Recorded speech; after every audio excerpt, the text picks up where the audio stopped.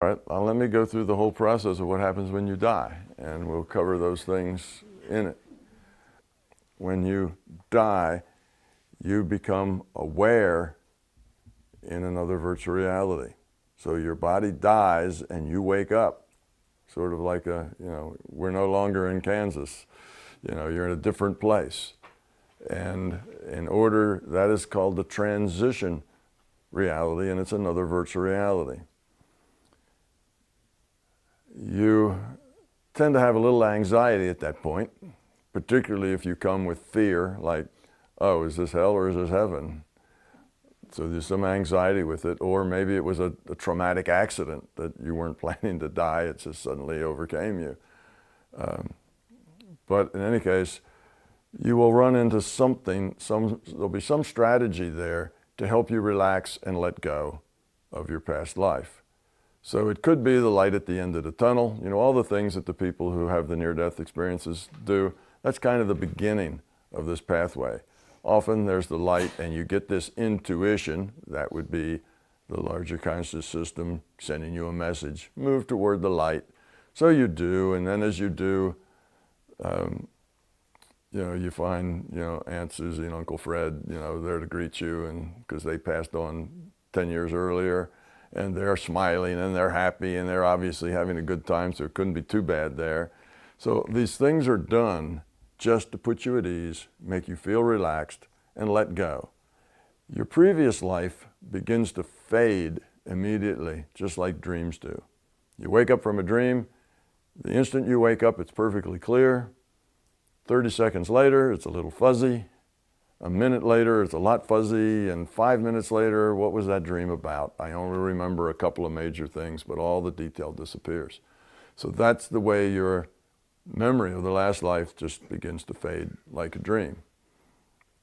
Now, for the average person who has very little or no knowledge about the larger system, they go through a process that is basically designed to give them a chance to decompress and let go. So they're told to do non-functional things because you're just buying them time to decompress.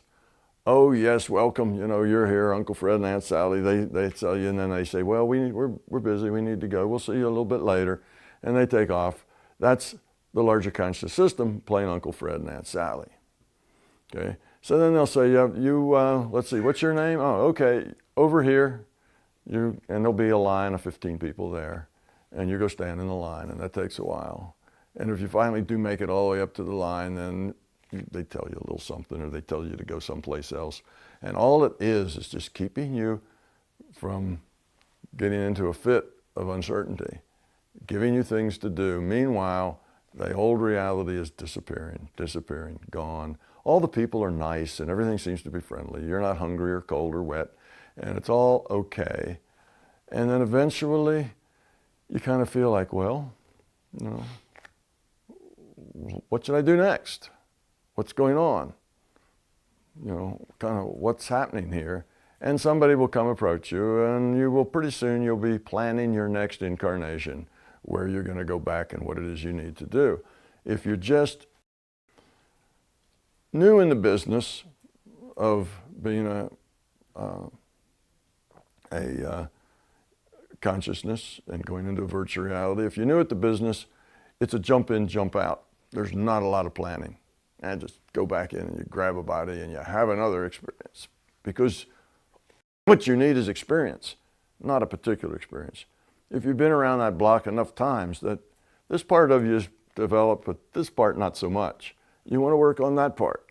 So now you pick a certain kind of experience that you want to go back into that has the probability of helping you develop that part that's weak. You may even have people that you go back with because you really bring good stuff out in each other. You work well as a team. So now you may be incarnating with other people you've incarnated with before.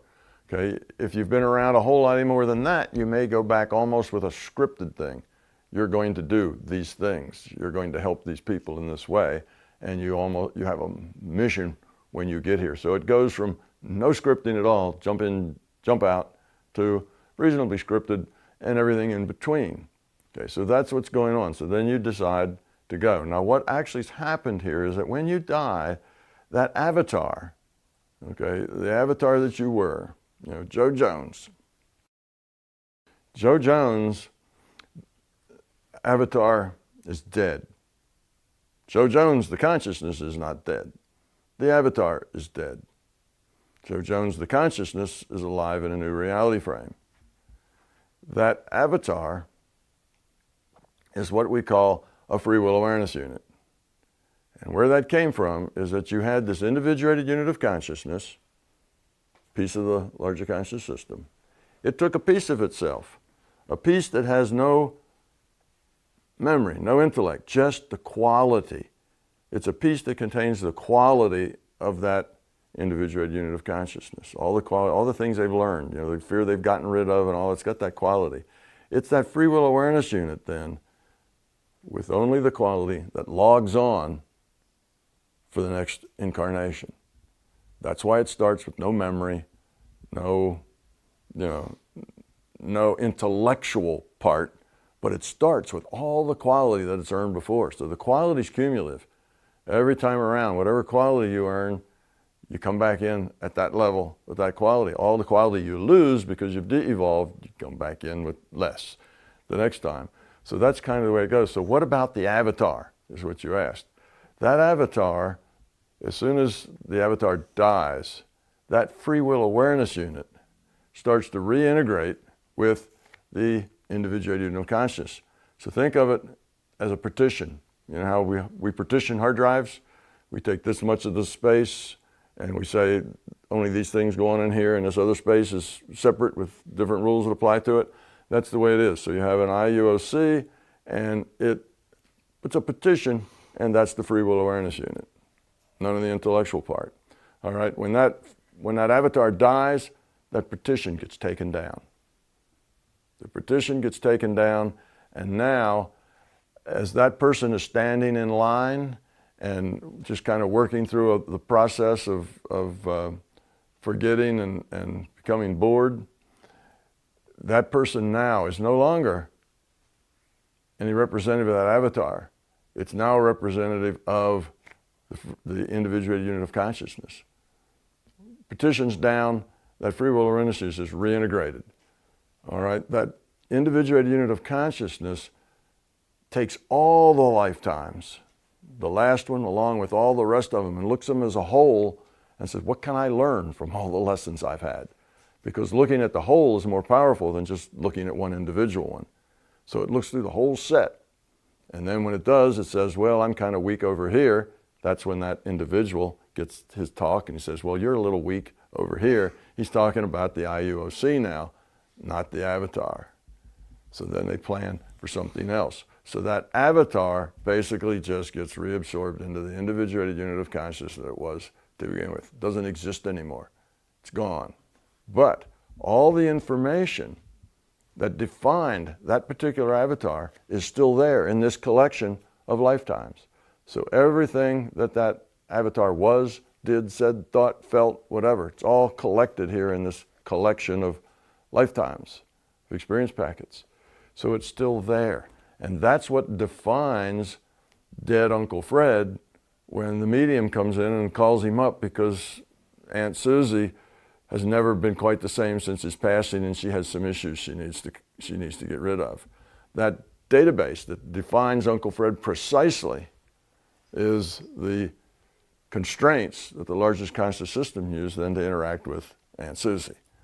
So that's the way that works. So the avatar itself just gets reabsorbed. It disappears, but all the history of it, all the data describing it is there forever. When you go back and look at past lives, you're going back and looking in a database. You're not going back and looking at beings that have free will and are still making choices. That's done. Now you're looking at a database. But this database is so complete that you can interact with it. You can talk to it. You can go back and change things. The database is laid out in terms of probability.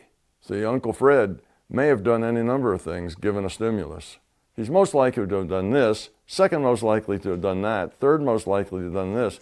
So you can go into these databases and like you're in, not seeing a movie, but you're in the movie. You can actually go into them and do what if analysis, change something. All right, Uncle Fred is going to change something. What would have happened if I'd have married Sally instead of Susie? Well, he can go back and look at all the probabilities of where that would have taken him. It's just probable. Didn't actually happen. But you can go through that process. All that information's in the database of how Susie now would have interacted and he would have interacted with those interactions, just in probability. So that's the kind of database it is. So the avatar itself, Joe Jones, is absorbed into its IUOC, individuated unit of consciousness, and it basically is no more as far as a free will operating consciousness. But all these data's there in this individuated units of consciousness of which he originated.